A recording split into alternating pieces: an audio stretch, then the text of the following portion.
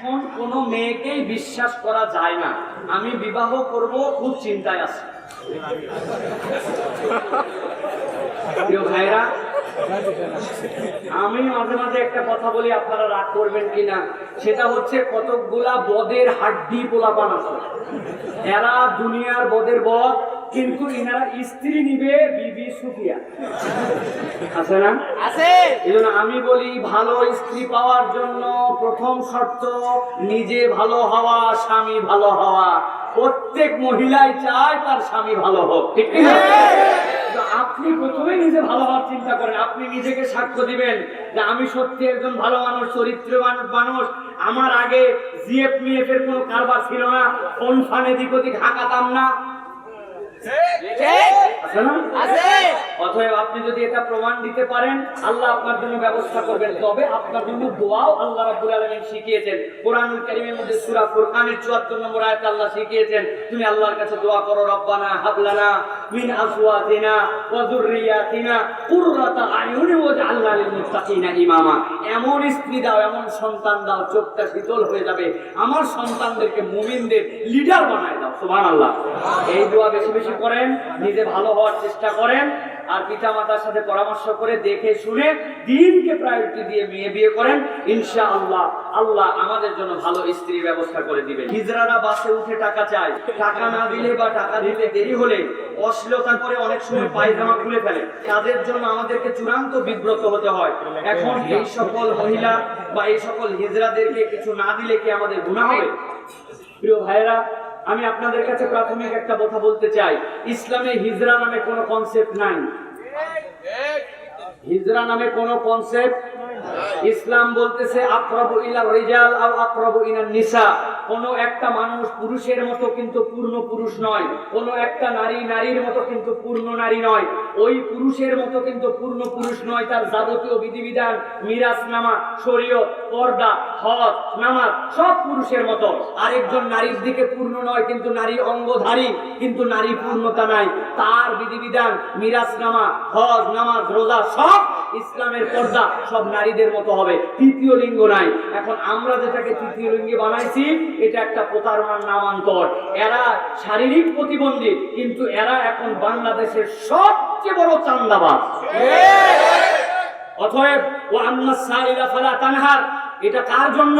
যে অসহায় আপনার কাছে চেয়েছে, কিন্তু কেউ যদি আপনাকে ব্ল্যাকমেল করে ভিকটিম বানায়, আপনার থেকে যদি টাকা চায়, ওইটা তখন আর তার জন্য সাইল হয় না, ওইটা তখন তার জন্য সন্ত্রাস হয়, চাঁদাবাজি হয়, ঠিক কি না? অতএব সরকারের দায়িত্ব এই সকল চাঁদাবাজদেরকে ধরে আলাদা কোন জায়গায় এদেরকে আটক করে রাখা এবং উপযুক্ত শাস্তির ব্যবস্থা করা, রিহাবের ব্যবস্থা করা। তাদের জন্য আলাদা জায়গা থাকবে, যেখানে ধরে নিয়ে মানসিকভাবে ডাক্তারদের পরীক্ষা করে, মেয়ে হলে মেয়েদের হুকুমে তাদের পরিবারের কাছে দেওয়া, ছেলে হলে ছেলেদের দিকে বার করা। বাংলাদেশে এরকম হিজড়া ধরা পড়ছে, 3টা ছেলের বাপ কিন্তু ভংচং লাগায় মেকআপ দিয়ে উনি হিজড়া সেজে ভিক্ষা ভিত্তি করে চাঁদাবাজি করে বেড়ায়। অতএব আমি নিজে দেখছি, আমার কাছে আসা মাত্র ভাই আমি কোনো দেরি করি না, 10 টাকা খুচরা আগে আগে দিয়ে বিদায় করে দেই, কারণ এগুলো ঝামেলা ঝঞ্ঝাটের মধ্যে নাই, ভয়ে ভয়ে দেই, মন থেকে এদের করতে আসে না। কিন্তু আমি নিজে দেখছি বাসের মধ্যে একজন ডিস্টার্ব করছে, কি বলছে, তার সামনে সে বিভস্ত হয়ে গেছে, পুরা সেই লোক বাচ্চা কাচ্চা নিয়ে বসে আছে, বিব্রত হয়ে গেছে। এইগুলা কি ধরনের অসভ্যতা! অতএব এই লোককে যদি আপনি না দেন, গুনাহ হবে না। অনেক সময় এইগুলাকে না দেওয়া আমাদের জন্য দায়িত্ব হবে।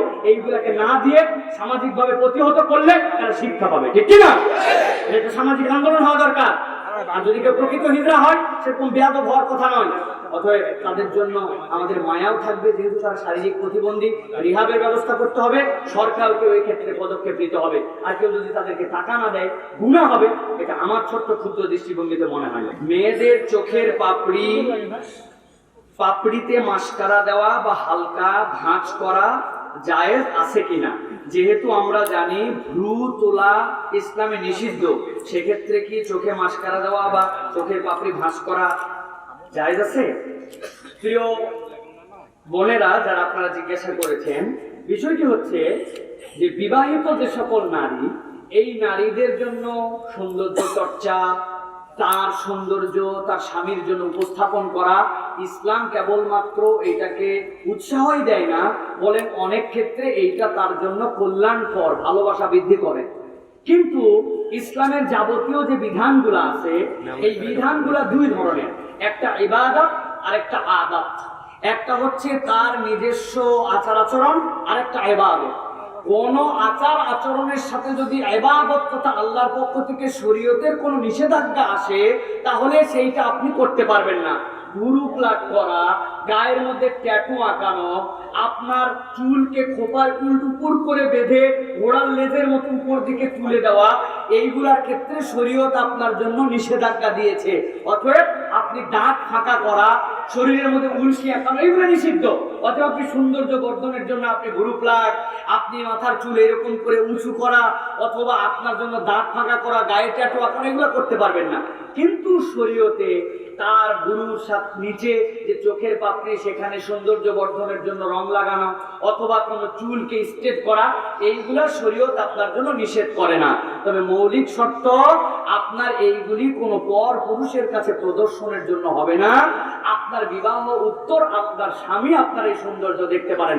সেই হিসাবে কোনো মেয়ে যদি চোখে মাস্কারা লাগান, অথবা তার চোখের পাপড়িকে যদি কার্ল করেন, চুল যদি স্ট্রেট করেন, এইগুলাতে শরীয়তের কোনো আপত্তি নাই। আপনি এটা আপনার সৌন্দর্য চর্চার জন্য ব্যবহার করতে পারেন। একজন প্রশ্ন করেছেন, যে ঘরে কোরআন থাকবে সে ঘরে সহবাস করা জায়েজ নেই। কথাটি শুনে আমি খটকায় পড়েছি, মেহেরবানি করে এই কথাটি কতটুকু সঠিক আমাকে জানাবেন। প্রিয় বোন এবং ভাইয়েরা, প্রথম কথা হচ্ছে, আমরা যারা দ্বীনের কোনো বিষয়ে কথা বলবো, দ্বীনের কথা বলার ক্ষেত্রে আমাদের প্রথমে জানতে হবে এই বিষয়টুকু আমি সঠিক জানি কিনা, জেনে তারপরে আমাদের জন্য জানাতে হবে। আমার কাছে কোনো একটা প্রশ্ন করেছেন, আমার পাণ্ডিত্য এইটা নয় যে আপনি যাই জিজ্ঞাসা করলেন আমি একটা উত্তর দিয়ে দিলাম, বরং আমার পাণ্ডিত্য এটাও হতে পারে যে আমি জানি না, আপনাকে বললাম যে ভাই এই প্রশ্নটা আমার জানা নাই, এতে আমার কোনো ইজ্জতহানি হবে না। কিন্তু আপনি যদি উতাল পাতাল কোনো কথা বলে দেন, সেটা আমাদের জন্য বিপজ্জনক কথা প্রিয় ভাইয়েরা। কেননা এই যে ঘরের মধ্যে কোরআন থাকবে এই বিষয় নিয়ে ইসলাম কি বলে, ইসলামের বক্তব্য যেটা আমরা দেখেছি সেটা হচ্ছে যে সাহাবায়ে কেরামের মধ্যে থেকে এটা এসেছে। ইবনে আব্বাস রাদিয়াল্লাহু তাআলা আনহুর কাছে এসে এক সাহাবী জিজ্ঞাসা করেছেন, যেটা মুসান্নাফে আব্দুর রাজ্জাকের মধ্যে আসছে। তিনি বলছেন, হে আব্দুল্লাহ ইবনে আব্বাস, আমি যে বিছানায় শয়ন করে আমার স্ত্রীর সাথে মিলিত হই, ওই বিছানাটাই আমার একমাত্র বিছানা, ওখানেই বসে আমি কোরআনের মাসহাফ রেখে তেলাওয়াত করি, এটা কি আমি করতে পারবো? তিনি বলছেন, লা হারাজ, কোনো সমস্যা নাই, তুমি এটা পারবে। তাহলে যেই বিছানায় স্ত্রীর সাথে মিলন করা, সেই বিছানায় যদি কোরআন পড়া জায়েজ হয়, তাহলে যৌক্তিক কোনো যুক্তিতে আমরা বলতে পারি না যে কোনো ইমানদারের ঘরে কোরআন থাকবে, সেই ঘরের মধ্যে যদি আপনি মিলিত হন তাহলে এই কোরআন থাকলে মিলিত হতে পারবেন না। এই কথাটা যুক্তি নয়, যুক্তি নাই। কিন্তু কোরআনকে ইজ্জত দিতে হবে, সম্মান দিতে হবে। কোরআনকে বেইজ্জত করা যাবে না, মাটিতে ফেলে রাখা যাবে না, নোংরার মধ্যে ফেলা যাবে না। এটা যদি কেউ ইচ্ছাকৃত ভাবে করে তাহলে তার ঈমান চলে যাবে। কেননা আল্লাহ রাব্বুল আলামিন কোরআনুল কারীমের মধ্যে বলেছেন, ওয়া মান ইউআযযিম শাআইরাল্লাহ ফাইন্নাহা তাকওয়াল কুলুব, আল্লাহর নিদর্শন সবচেয়ে বড় কোরআন। কেননা কোরআন সৃষ্ট নয়, কোরআন আল্লাহর পক্ষ থেকে কালাম, অথবা এই কালামের সম্মান করতে হবে। কিন্তু এই সম্মান মানে এটা নয় যে ঘরের মধ্যে কোরআন আছে সেই ঘরের মধ্যে স্বামী স্ত্রী একান্ত সম্পর্কিত হতে পারবে না, এটা একটি বানোয়াট কথা। এই কথার কোনো শরীয়তে ভিত্তি নাই। একজন প্রশ্ন করেছেন, স্ত্রী সহবাসের ক্ষেত্রে দোয়া কি? আমি আন্তরিকভাবে ক্ষমা চেয়ে বলছি, এই দোয়াটি আমি জানি না। আমার স্ত্রী গর্ভবতী, এক্ষেত্রে আমার সন্তানের কি কোনো ক্ষতি হবে? প্রিয় ভাইয়েরা, প্রথম কথা হচ্ছে ইসলামের বেসিক যে বিষয়গুলি আছে এই বিষয়গুলি আমাদের জেনে নেওয়া উচিত। অনেক মানুষ পাই আমরা 70 বছর বয়স, দুনিয়ার সব জ্ঞান জানে, দোয়ায় কুনুত জানে না। আমাদের কাছে প্রশ্ন করে দোয়ায় কুনুত না জানলে নামাজ হবে কিনা। আপনি দুনিয়ার হেন জ্ঞান নাই, সব আপনি শিখে ফেললেন, কিন্তু দোয়ায় কুনুত পারে না, আছে না ভাই? তত তো ছোট্ট একটুখানি দোয়া, যে দোয়াটি আমাদের জন্য শিখে নেওয়া উচিত। আমাদের জন্য রাসূলুল্লাহ সাল্লাল্লাহু আলাইহি ওয়াসাল্লাম শিখিয়েছেন, যদি কেউ তোমরা স্ত্রীর সাথে মিলিত হতে চাও, তোমাদের জন্য একটি দোয়া রাসূলুল্লাহ সাল্লাল্লাহু আলাইহি ওয়াসাল্লাম শিখালেন, বিসমিল্লাহ আল্লাহুম্মা জান্নিবনাশ শাইতান ওয়া জান্নিবিশ শাইতানা মা রাযাকতানা। হে আল্লাহ, তুমি শয়তান থেকে আমাকে হেফাজত করো। প্রথমে বিসমিল্লাহ বলবে, বিসমিল্লাহির রহমানির রহিম না, বিসমিল্লাহ। হে আল্লাহ, তুমি আমাকে শয়তান থেকে, জান্নিবনাশ শাইতান, শয়তান থেকে হেফাজত করো, ওয়া জান্নিবিশ শাইতানা মিম্মা রাযাকতানা, তুমি আমাদের জন্য রিজিক যেটা আমাদের সন্তান দিবে এর উপর থেকে শয়তানের প্রভাব দূর করো। এই হাদিসের ব্যাখ্যায় মুহাদ্দিসরা বলছেন, এইটার দ্বারা তার কোনো সন্তান যদি হয়, শয়তানের প্রাথমিক যে প্রভাব, এই প্রভাব থেকে আল্লাহ তাকে মুক্ত করে দিবেন। প্রত্যেক বনি আদমের সাথে একটা শয়তান আছে। নবীজি বলছেন, কারিন নামে একটা শয়তান যুক্ত হয়। কিন্তু সাহাবীরা জিজ্ঞাসা করে, হে রাসূল, আপনার সাথেও শয়তান আছে? বলে, হ্যাঁ, আমার সাথেও শয়তান ছিল, তবে আল্লাহ আমাকে স্পেশাল পাওয়ার দিয়েছেন। আমি তার কাছে হেদায়েত ইসলামের দাওয়াত দিয়েছিলাম, আমার শয়তান ইসলাম কবুল করছে। বাকিদের ক্ষেত্রে কিন্তু এই শয়তান ইসলাম কবুল করে নাই। অতএব এই শয়তান থেকে বেঁচে থাকার চেষ্টা করতে হবে, দোয়া শিখতে হবে। আর যেই ভাই এই দোয়া পারেন না, আপনি শিখবেন, তবে আল্লাহর কাছে আপনি বারবার প্রার্থনা করবেন, আল্লাহ আমার শয়তান, আমার সন্তানকে, আমার উত্তর প্রজন্মকে তুমি শয়তান থেকে হেফাজত করে। এটা বিরাট বড় দোয়া। অতএব আপনি শিখেন নাই, আপনার সন্তান, স্ত্রী গর্ভবতী হয়েছেন, আপনি বারবার আউযু বিল্লাহি মিনাশ শাইতানির রাজিম এটা করবেন, আল্লাহর কাছে ক্ষমা চাবেন, আপনার সন্তানের উজ্জ্বল ভবিষ্যৎ কামনা করবেন, বিতাড়িত শয়তান থেকে আশ্রয় প্রার্থনা করবেন, সাথে সাথে দোয়াটি শিখে নেওয়ার জন্য চেষ্টা করবেন। একজন প্রশ্ন করেছেন, আমি মানসিকভাবে প্রচন্ড চাপে থাকি, ঘুম কম হয়, এজন্য মাঝে মাঝে ফার্মেসি থেকে কম পাওয়ারে ঘুমের ঔষধ কিনে খাই, রিল্যাক্সেশনের ঔষধও মাঝে মাঝে খাই। আমার জিজ্ঞাসা, ঘুমের ঔষধ বা রিল্যাক্সেশনের ঔষধ প্রেসক্রিপশন ছাড়া ফার্মেসি থেকে কিনে খাওয়া কি আমার জন্য জায়েজ হবে? প্রিয় ভাইরা, খুব গুরুত্বপূর্ণ একটি জিজ্ঞাসা। প্রিয় ভাইরা, কেন বলছি গুরুত্বপূর্ণ? ইসলামী শরীয়তে এ বিষয়ে ফুকাহে কেরামের অনেক দৃষ্টিভঙ্গি আছে। এমনকি আরবের যে উচ্চ পদস্থ যে ফতোয়া বোর্ড, সেখানেও আমি যতটুকু মনে পড়ে শাইখ ওসাইমিন রহমতুল্লাহ আলাইহির কাছেও এই কথা জিজ্ঞাসা করা হয়েছিল, হে শাইখ, কোনো মানুষ যদি ঘুমের ওষুধ খায় অথবা কোনো রিল্যাক্সেশন ঔষধ খায়, যার মধ্যে মানুষকে নিস্তেজ বানায় দেয়, 5-6 ঘন্টা তার নিজের নিয়ন্ত্রণের বাহিরে, নেচারের বাহিরে সে নিস্তেজ হয়ে থাকে, এটা কি জায়েজ কিনা? তিনি বলছেন, এটা একটা মাদকতার অপর নাম। ডাক্তারের প্রেসক্রিপশন ছাড়া 4টা শর্তর আলোকে এই ঔষধ কেবল গ্রহণ করা যাবে, নচেত আপনার ইচ্ছা মতো আপনি যে মেডিকেল থেকে কোনো অনুমোদন ছাড়া আপনি ঔষধ দিয়ে যদি ঘুমের ওষুধ খান, এটা মাদক সেবনের পর্যায়ে হয়ে যেতে পারে। তাদের মন্তব্য অনুযায়ী 4টা শর্ত আপনার জন্য কি হতে হবে?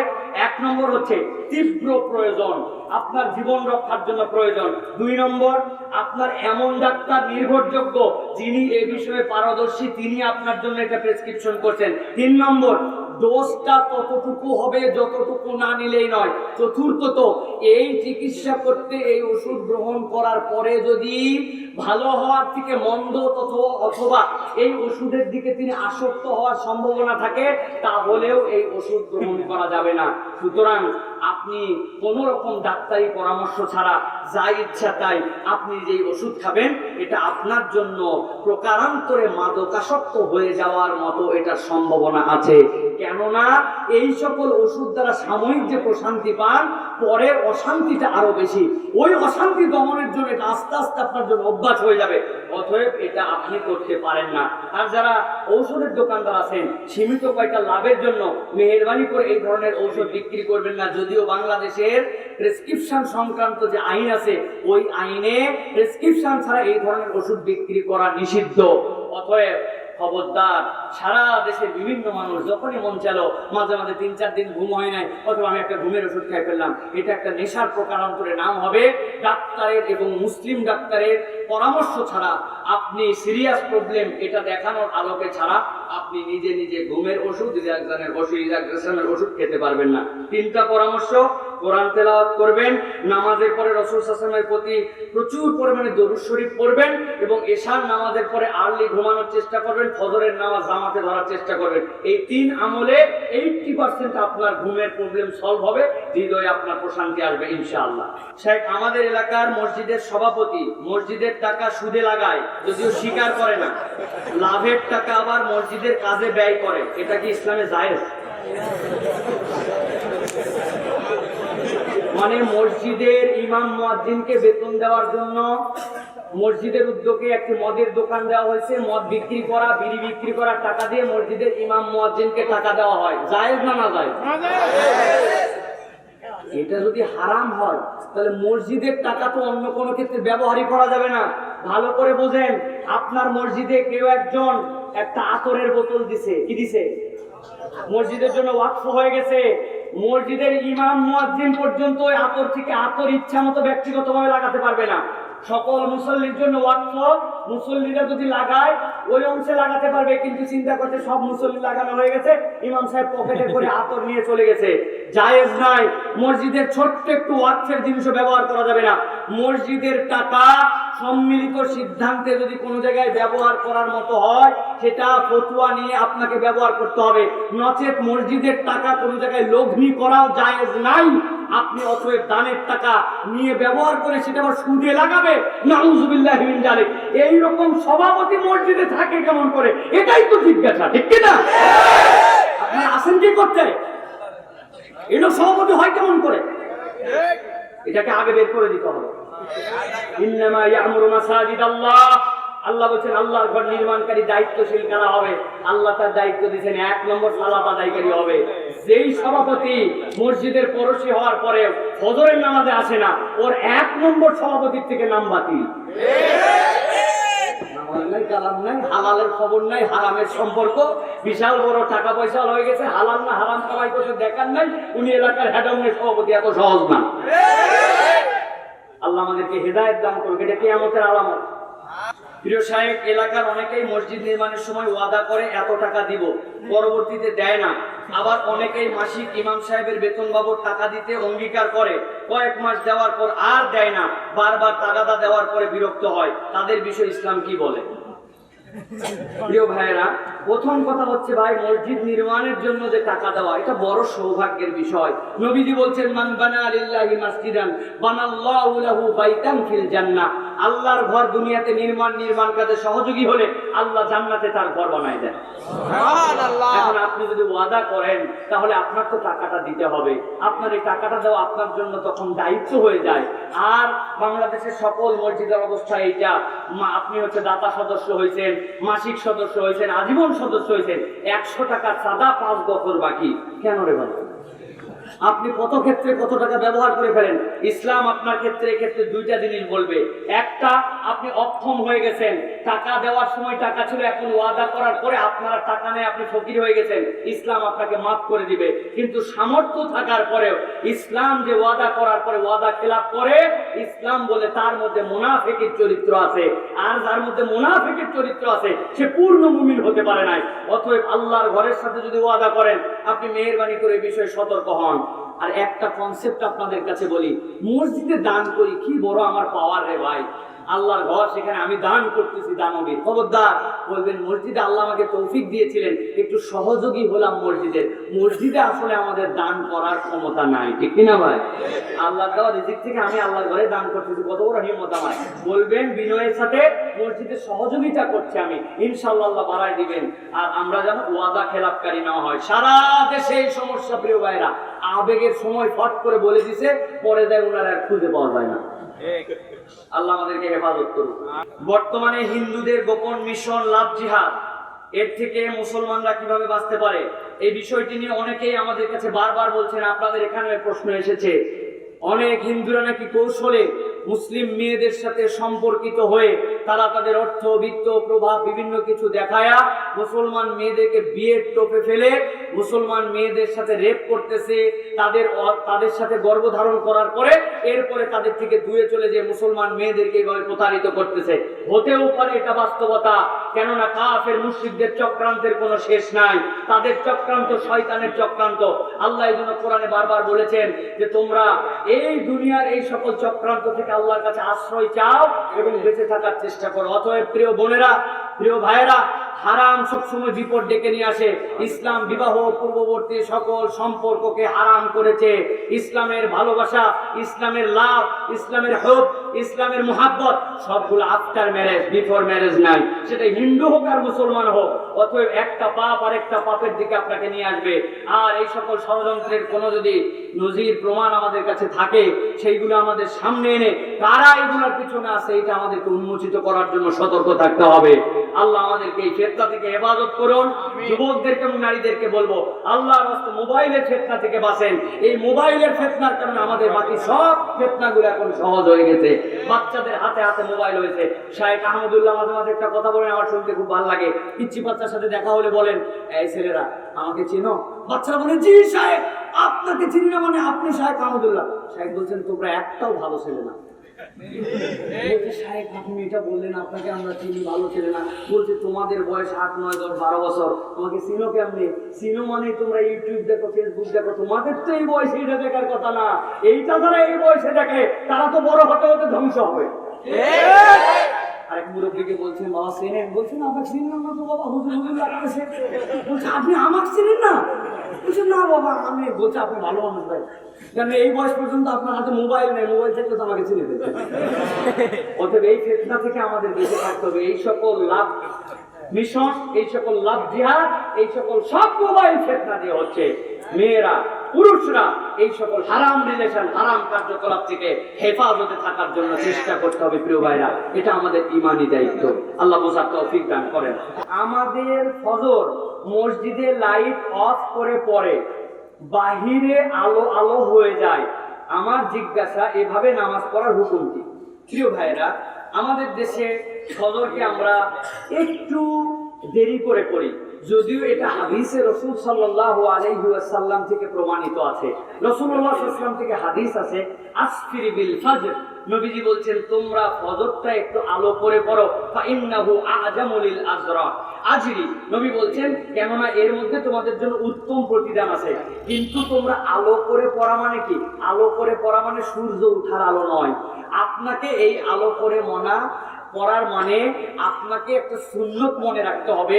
আপনার নামাজ যদি ফজরেরটা কোনো কারণে জামাতের ইমামের নষ্ট হয়, ওই নামাজকে যদি দোহরাতে হয়, সুন্নত তেলাওয়াত করে যদি ওই নামাজের সময় হাতে রেখে এই পরিমাণ আগে আপনার সালাত আদায় করতে হবে। সেই হিসাবে সূর্য উঠে যাওয়ার 30 থেকে 40 মিনিট আগে আপনার এই সালাত আদায় করে ফেলতে হবে। তবে কথা আছে, যেই সালাত আপনার জন্য এই ফর্সা আলো আলো মুখে পড়তেছেন, ওইটাই আপনার জন্য রমজান মাসে আর্লি করে পড়ে নেওয়ার বিধান আছে।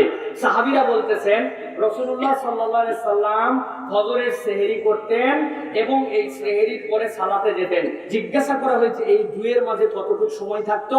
বলতেন সর্বোচ্চ 50টা আয়াত তেলাওয়াত করা যাবে। 50 আয়াত তেলাওয়াত করতে কতটুকু সময় লাগে?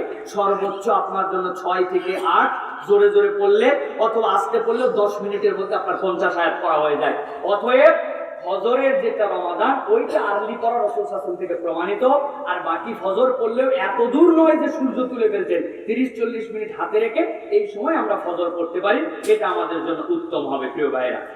শায়েখ রাস্তায় কুড়িয়ে পাওয়া টাকা খরচ করা যাবে কি? না হয় সে টাকা দিয়ে কি করব? এটা আমাদের পথে চলতে ফিরতে সকলের কিছু টাকা পয়সা পড়ে যায় এবং পায়। ভালো করে জেনে রাখেন, ইসলামী শরীয়তে এই কুড়িয়ে পাওয়া এই টাকাকে লুক্তা বলা হয়, কুড়িয়ে পাওয়া সম্পদের বিধান। আপনাকে মনে রাখতে হবে, কুড়িয়ে পাওয়া সম্পদের পরিমাণ যদি এমন মাইনর হয় যেটা যিনি হারিয়েছেন উনি খুঁজবেন না, 20 টাকা 50 টাকা হারায় গেছে, মানুষ এটা আর পাত্তা দেয় না, খুঁজে না, তাহলে এরকম টাকা যদি পেয়ে যান যেটা মানুষ খুঁজবে না, আপনি বুঝে ফেলছেন যে ভাই এই টাকাটা তো ভ্যালু নেই, তাহলে এই টাকা নিয়ে আপনি কোনো জায়গায় খরচ করবেন, কোনো এতিম মিসকিন গরিবকে আপনি দিয়ে দিবেন। অনেকেই বলে যে আমাদের কুড়িয়ে পাওয়া টাকা মসজিদে দেওয়া যাবে না, এটা ভুল কথা। ফতোয়া হিন্দিয়ার মধ্যেও আসছে এটা মসজিদের মধ্যেও দিয়ে দিতে পারবেন। তবে এমন পরিমাণ যদি হয় যে এইটার পরিমাণটা এমন যে ওইটার প্রাপক বুঝতে পারেন। এ বিষয়ে যায়েদ ইবনে খালিদ রাদিয়াল্লাহু তাআলা আনহু থেকে হাদিস আছে, তিনি বলছেন ইয়া রাসূলুল্লাহ, কেউ যদি কিছু কুড়িয়ে পায় কি করবে? নবীজি বললেন পরিমাণ যদি এমন হয় মালিক খুঁজবে, তাহলে তুমি এইটার ঘোষণা দিতে থাকবে। কতদিন পর্যন্ত ইয়া রাসূলুল্লাহ? 1 বছর পর্যন্ত। আর তোমার কাছে এটা সংরক্ষণ করে রাখবে, যদি আসে প্রাপক তাকে বুঝাই দিবে। আর 1 বছর পরে গুণে রেখে তুমি খরচ করতে পারবে, ইচ্ছা করলে যদি তোমার দারিদ্রতা থাকে, প্রয়োজন থাকে, গুণে রেখে এটা তুমি খরচ করতে পারবে। তবে প্রাপক যদি আবার কখনো মালিকানা দাবি করে, উপযুক্ত প্রমাণ দিয়ে তাকে ফেরত দিয়ে দিতে হবে। আর তোমার যদি এটা মনে হয় যে তুমি এটার ব্যবহার করার উপযুক্ত নাই, এই দারিদ্রতা, এই টাকার তোমার প্রতি কোনো দরকার নাই, ওই জিনিসের দরকার নাই, তাহলে তুমি এটা দান করে দিতে পারো। তবে 1 বছর পর্যন্ত ঘোষণা দিতে হবে। ঘোষণাটা এরকম নয় যে অস্পষ্ট ভাবে, বরং যেই জায়গায় এই জিনিস পাওয়া গেছে ওই জায়গা কেন্দ্রিক, কারণ মানুষ যেখানে হারায় মন প্রবল হয় সেখানেই মানুষ খোঁজে। এইটা হচ্ছে হারিয়ে পাওয়া জিনিসের বিধান সংক্ষিপ্ত ভাবে। আল্লাহ আমাদেরকে বোঝার তৌফিক দান করেন, বলেন আল্লাহুম্মা আমিন। উচ্চমানের কিছু জনপ্রিয় ইসলামিক বক্তা জর্দা, গুল ইত্যাদিতে হালাল বলে, অন্যদিকে এক হুজুর আরেক হুজুরকে কাদা চুরাচুরি করে। তার সমাধান কবে হবে? সমাধান কবে হবে আমি বলতে পারবো না ভাইজান। আমরা এই কাদা চুরাচুরির খেলার মধ্যে আমরা নেই প্রিয় ভাইয়া। আল্লাহ যেন এইগুলোর মধ্যে আমাদেরকে সম্পৃক্ত না করেন। প্রিয় ভাইরা, প্রথম কথা হচ্ছে প্রিয় ভাইরা, এই জর্দা হালাল হারাম করে আমাদের কি লাভ বলে? হালাল হারাম করে আমাদের লাভ আছে প্রিয় ভাইরা? যেটার মধ্যে আমরা বুঝতে পারি আমাদের জন্য উপকার নাই, মুসলমান ওইটার থেকে এমনি দূরে সরে যাবে। কেউ বলতে পারবেন জর্দা খেয়ে আমাদের কোনো উপকার হয়? আমার দাঁতের উপকার, মানসিক উপকার, স্বাস্থ্যের উপকার, কুয়াতে উপকার। তাহলে যেটার উপকার নেই এটা লিভ করাই তো উত্তম রে ভাই। এটা জায়েজ না জায়েজ এটা অনেক পরের বিষয়, এটার থেকে আমাদের বেঁচে থাকা আমাদের জন্য দায়িত্ব। আল্লাহ আমাদের আলেম ওলামাদের মধ্যে মহব্বত পয়দা করে দেন, আল্লাহ আমাদের দূরত্ব দূর করে দেন। ইসলাম কাদা ছুড়ে জায়গা নয়, কলিজায় টেনে বুঝানোর জায়গা। আল্লাহ আমাদের আলেমদেরকে আমাদেরকে একত্রিত হয়ে উম্মার খেদমত করার তৌফিক দেন, বলেন আল্লাহুম্মা আমিন। শায়েখ যারা 31st নাইট পালন করে তারা কি ইসলাম থেকে খারিজ হয়ে যায়? প্রিয় ভাইরা, আর মাত্র 24 ঘন্টা মাজাবান্দের প্রস্তুতি নিন 31st নাইট উদযাপন করার জন্য, ঠিক কিনা? ভালো করে বোঝেন, যেটাকে আপনি ইংরেজি নববর্ষ বলছেন, এটা ইংরেজি নববর্ষ নয়, আপনি জানেন না। এটা খ্রিস্টপূর্ব ঈসার জন্মের 1600 বছর পরে। এটা ছিল গ্রেগরিয়ান ক্যালেন্ডার। ওই গ্রেগরিয়ান ক্যালেন্ডারকে রূপান্তর করে এইটাকে পরবর্তীতে তারা নাম দিছে, এটা হচ্ছে খ্রিস্টর জন্ম এবং খ্রিস্টকে প্রভু এবং উপাস্য মেনে আমরা আমাদের সাল গণনা করা শুরু করলাম। ইংরেজিতে বলে AD, anno domini, in the year of our Lord, আমার প্রভুর নামের বছর।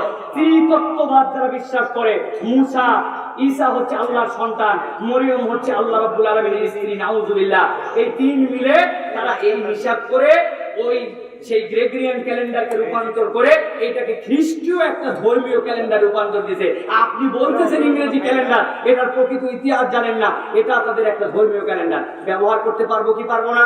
ইসলামে মুসলমানদের যে হিজরি ক্যালেন্ডার আছে এটা ব্যবহার করা আমাদের জন্য উত্তম, এবং এটা আপনার জন্য ওয়াজিবুল কিফায়া, পরিবারে আপনার জন্য ধর্মীয় বিধিবিধানের হিসাব রাখার জন্য মনে রাখতে হবে।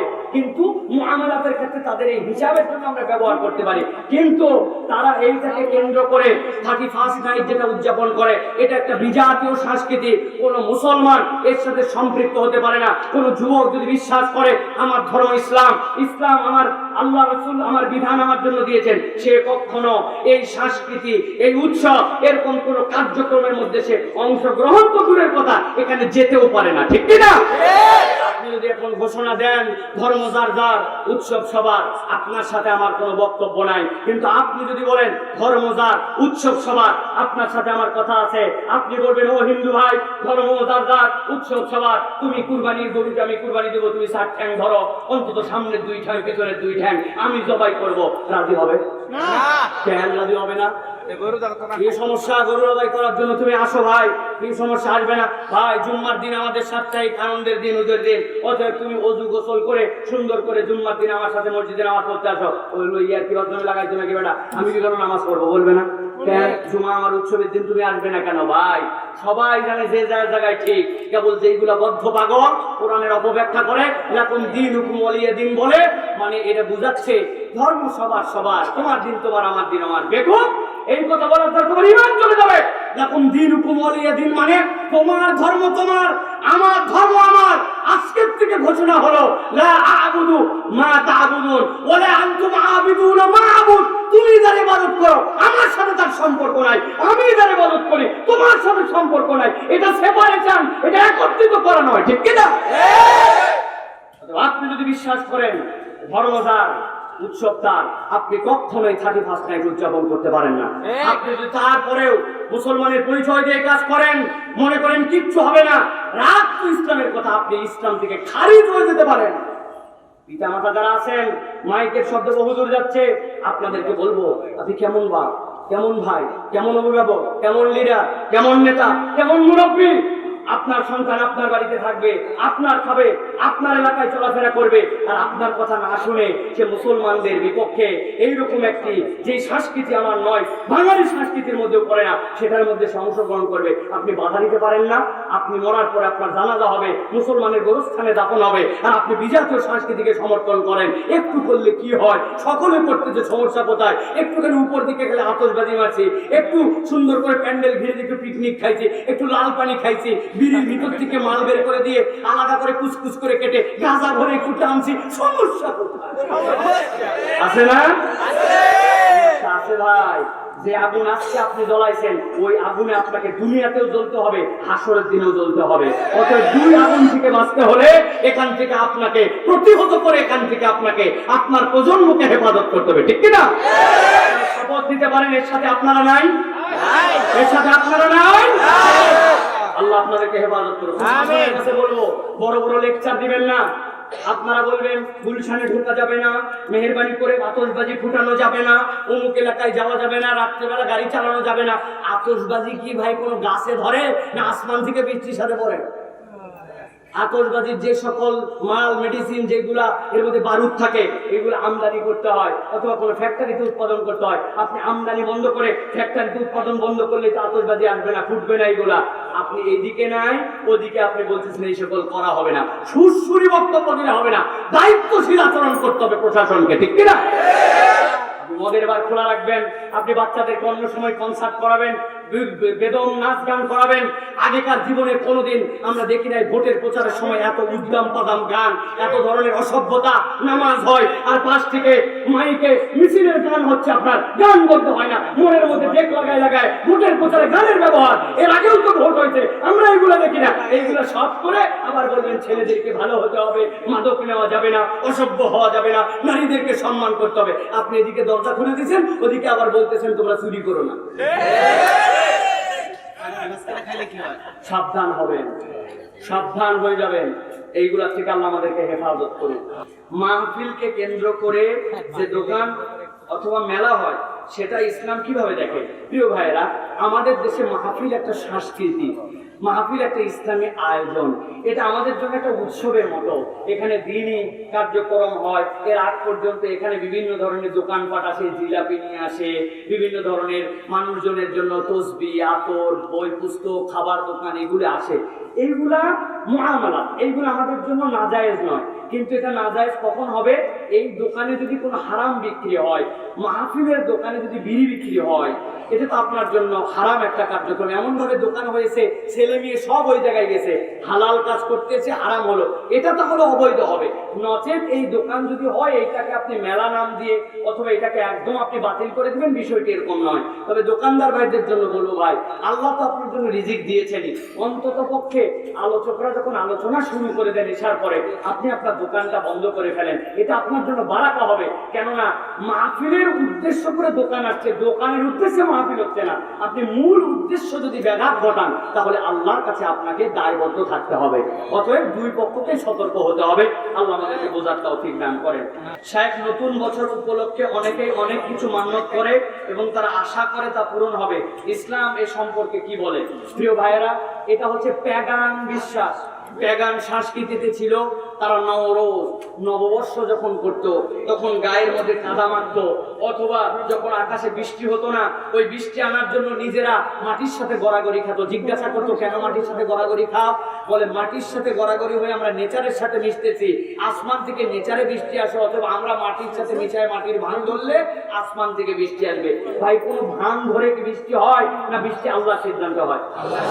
কোন দুনিয়ার মানুষের কোনো কিছুতে এই সকল কার্যকলাপে অমুক দিনে এইটা করলে, অমুক দিনে এইটা করলে আমার জন্য, আমার সংসারে, আমার বিভিন্ন কিছুতে বরকত হবে, বছরের প্রথম দিনে ভালো খাবার খেলে পুরো বছর ভালো খাবার চলবে, এটা কোনো মুসলমানি বিশ্বাস?